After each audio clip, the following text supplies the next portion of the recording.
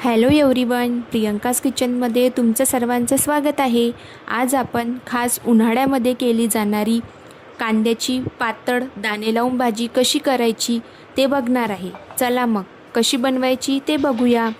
सर्वप्रथम अर्धी वाटी भाजलेले शेंगदाणे व 5 ते 6 भाजलेल्या हिरव्या मिरच्या, 7 ते 8 लसूण पाकळ्या, पाव चमचा जिरे आणि थोडी कोथिंबीर हे सर्व मिक्सरच्या भांड्यात टाकून चांगले बारीक वाटून घ्यावे।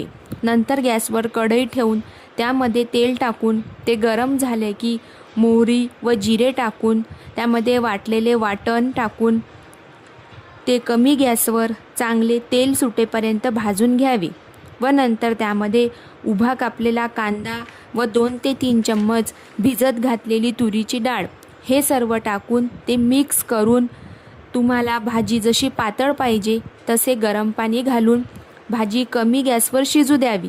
नंतर डाळ व कांदा शिजला की वरून बारीक कापलेली कोथिंबीर घालून गॅस बंद करावा। अशा प्रकारे चटपटीत मस्त कांद्याची भाजी तयार आहे। ही भाजी तुम्ही भाकरी किंवा पोळीसोबत सर्व करू शकता।